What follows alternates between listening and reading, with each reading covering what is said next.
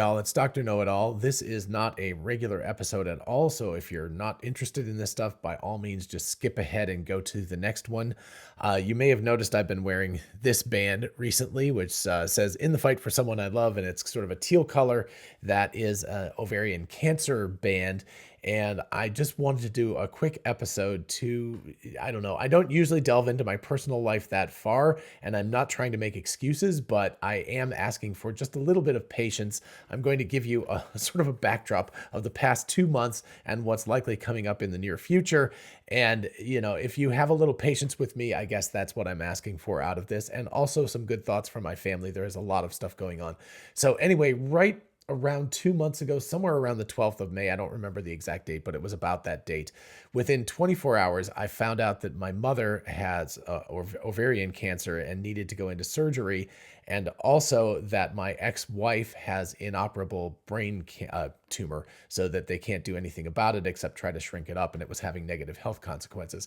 Now, we didn't know all of that information all at once at that time, but both of those, initial diagnoses came back within 24 hours of each other back in May. And then on top of that, my younger biological son, who is the musician who does the music for this video and is actually quite a talented musician. And one thing that you could definitely do, I guess, would be to follow the link in the description and go to his YouTube channel or his Instagram or whatever, and follow him and maybe send him a little bit of love that way, because he's having a really, really difficult time. He lives with his mother, with my ex-wife, and is just he's suffering a great deal mentally, and actually had a run-in with the police last night. And we I flew back from Los Angeles from seeing my brother, and got in and had to deal with bailing him out of jail at 5 o'clock in the morning. So it has been a heck of a road. But anyway, all of this stuff has been going on. I've been having to do a lot of extra travel, and of course go over to my ex-wife's because she is physically incapacitated now from this tumor, and I've been trying to help out around the house and stuff. And if anybody has an ex of any variety, I'm sure they know that that sort of relationship is fraught anyway. So it's very complicated. There's a lot of personal stuff going on. My mother, just yesterday, I found out, was downgraded from stage 2 cancer to stage 4 because they found out that it had metastasized. And she is undergoing chemotherapy, like, I think literally, yeah, actually she probably will be done in about a half an hour. My brother is currently there with her. So it's a very, very complicated situation. Apologies for the train. I'm not going to interrupt this because I kind of want to just do this all in one shot and not make a cut. The other part of this is, and I'm sure I've specified this or expressed this previously, but I am, kind of high functioning autistic. And so I don't particularly deal well with emotional content things. That's my worst quality, I guess. And my wife is very happy to point that out to me, that I don't know how to read the room. And in fact, I have a friend who is a psychologist, and she's always threatening to make me index cards. She's like, I need to give you index cards to tell you how to react to people. So this particular situation with all of these emotional things with my family, my parents and me and my brother and sister, our families trying to deal with my mother, and then me and misinformation trying to deal with my ex-wife and our son. And all of this sort of stuff is very, very emotionally contentious and really, really complicated to navigate. And it has been very, very stressful and very emotionally draining. So there's been a lot going on. And of course, I don't need to burden any of you with this, and I'm not asking for anything except for good thoughts, good wishes. If you're religious, prayers. If you're not, just good vibes, good thoughts, whatever you can do on that sense. But I did sort of want to explain, because I think people have noticed kind of perhaps a variability to the quality of the videos that I've been doing.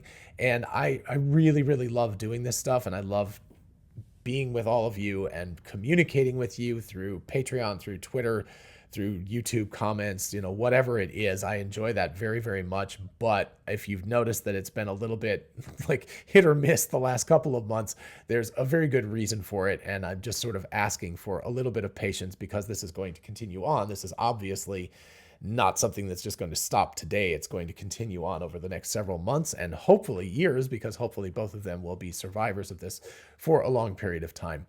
I noted some of this stuff on Twitter yesterday, and there was a great deal of very positive outpouring, and I really do appreciate that. But I wanted to also make a video and explain this a little bit more in detail, and also why personally I just I'm not particularly well equipped at this. I I guess if if you wanted to put it in medicine terms, I just finished talking to Pedro Teixeira, and his video is going to come out tomorrow. Really, really interesting stuff. But I would make a much better surgeon with terrible bedside manners than I would make a nurse and somebody who was good at caring for patients. So this is definitely not my strong suit, is caring for people. I'm happy to do chores for them, go get food, mow the lawn, do whatever that kind of a thing is. I'm just really bad at the emotional care stuff. So that part has been particularly wrenching, and I'm feeling very much my inability to deal well in that area. Thank goodness Lane Misinformation is fantastic in that, and so she's a good compliment, and she has been very much able to handle a lot of the stuff that I haven't. So anyway, I just wanted to let everybody know. I know this is kind of a little bit raw. That's okay, I hope, under the circumstances. And again, I won't trouble you with this stuff again, unless people specifically want updates. If you do, I will try to keep up at least a little bit more consistently on Twitter and just sort of post some updates once in a while about that. I'm going to try not to bother people too much on YouTube, because it's like that's not really the purpose of this channel, but I did want folks to know and understand what's going on. There is a lot of stuff happening in life right now. So anyway, thank you again for your patience, for your kind thoughts, for my family, for my mother, for my ex-wife, for my son, for our son. It's really, really a difficult time right now. And last night in particular was very, very tough. So anyway, thank you all so much. I do appreciate your support. And yeah, anyway, I'll see you in the next one in a much more positive thing that's much more related to Tesla. In this case, actually, it'll be Tesla and healthcare. So stay tuned for that, because really, really important topics. So alrighty, much love, folks. Bye-bye.